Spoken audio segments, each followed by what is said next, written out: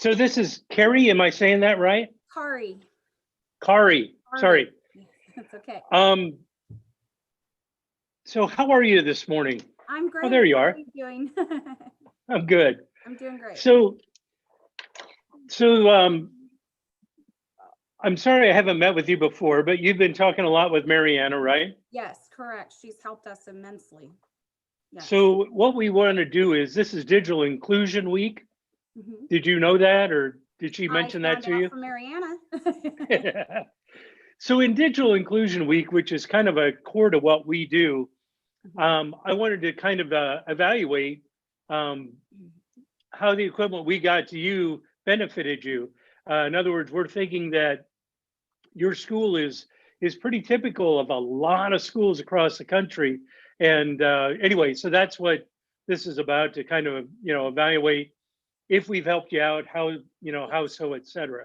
So in starting off, we're kind of curious about the demographics of Topock School District. That's who we donated to, correct? That is correct. So we are located in Topock, Arizona. We are rural, but we're also rural distant. So which means is we don't even have like a major grocery store or a hospital near us. Everything is really far away. And of course, to acquire technology is even further away. So our infrastructure is not really built up that well out here. We are a 90% poverty rate. Most of our students at our school are either being raised by a single parent or even a grandparent.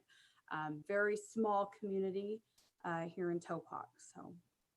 So Title I school, definitely, per basically 90% Title I students. Correct. And I've driven through Topock. Not many people can say that, right? Right. Correct. So I've driven through, and you're right on the corner. You're in Arizona, but right on the corner of California and Nevada, right? Kind of right, real close to there. Right when you cross the Colorado River, Yeah. you hop right over the bridge and you're in Arizona. Yeah. We're about 45 minutes to an hour from Lake Havasu, an hour from Kingman. So I'm just smack in the middle. All right. How many students do you have in the school district? About 146, including preschool. So that's, our preschool is separate, but we are kindergarten through 6th grade and one class per grade. All right. How many teachers do you have? Or how many teachers did you have in March? Let's say that. 6? 6, kindergarten through 6, and a preschool. And you haven't lost any teachers? You still have 6 teachers? Yes, yes. That's good. Teachers, yes. The same 6 teachers? The same 6 teachers? Yes. Oh, outstanding. There's a lot of Arizona schools that cannot say that. I understand. So in March, you put in a request for some computers, and we got 30 to you in March. How did you look at using those? How did you come with 30? What did you want that to do for you?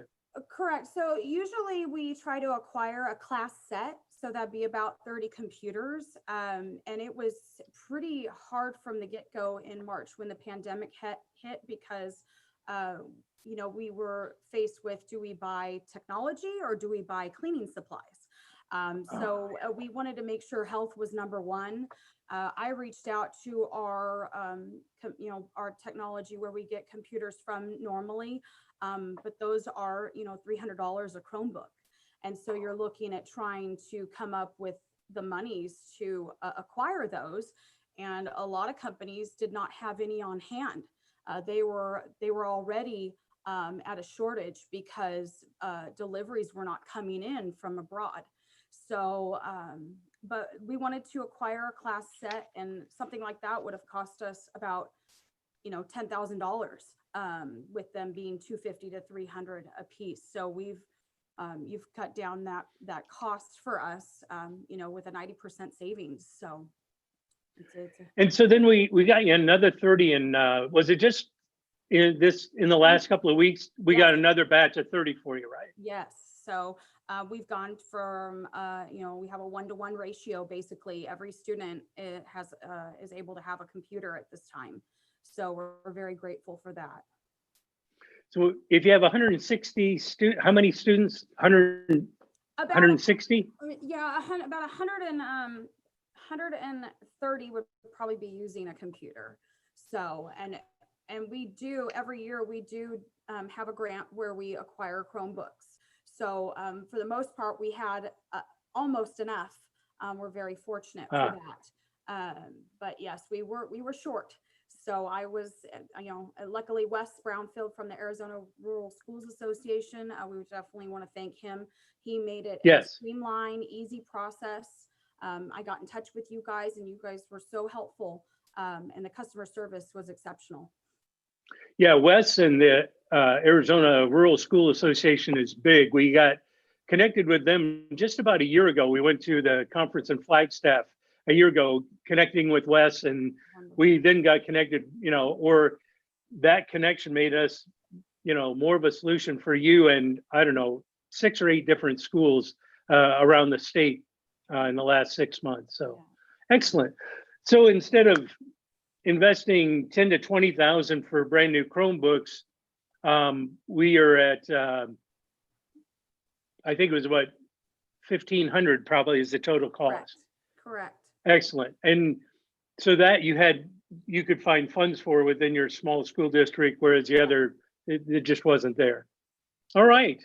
So this is, do you ever look at, so these laptops are 1-to-1 for the students, but while they're in school still, right? They're not are they taking them home? So yes, they did end up in, when the pandemic first hit, we were unsure if we were going to send home the computers, because of course, then you're looking at a loss to the school.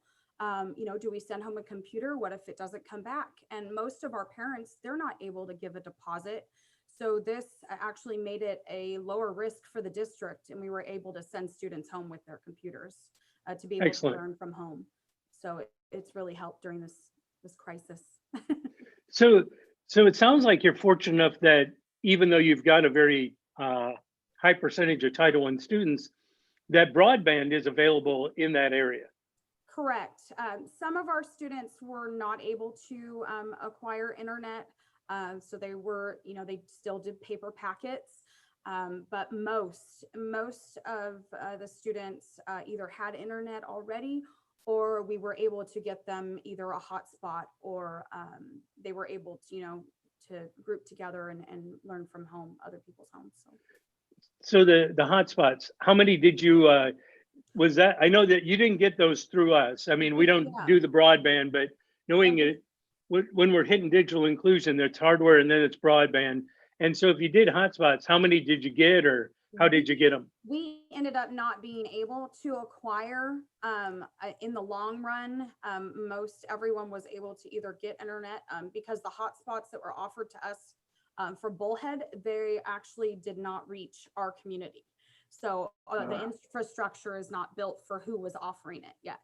So like I said, we're really rural distant. So just the students that could not acquire, they had to do paper packets.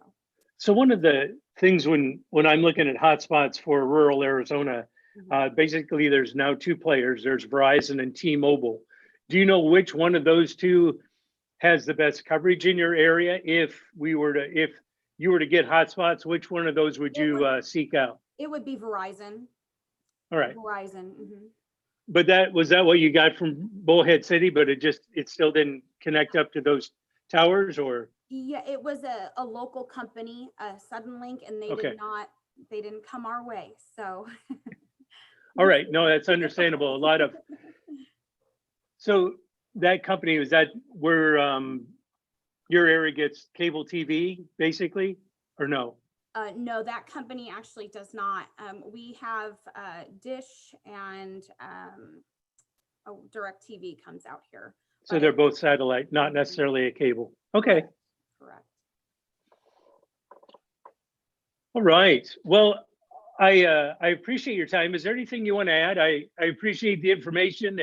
It gives us a good overall information on the specifics of your district, your area, and doing what we can to make it so there's no, what is it called, the COVID gap, the concern that our students Bridge, is it? yeah, to bridge the gap. We were definitely able to do that. I think our teachers, learning, they'd never been teaching online. We're not set up for that. So this really allowed us to broaden and strengthen the bridge that the students were at home. They're not in a controlled environment of a classroom, and Right. this really allowed our teachers to continue teaching at a rate where they were able to finish the year and then start this year, of course, and know that our students are still learning, and that's the most important thing. So, Is Zoom one of the aspects, one of the things you're using to teach?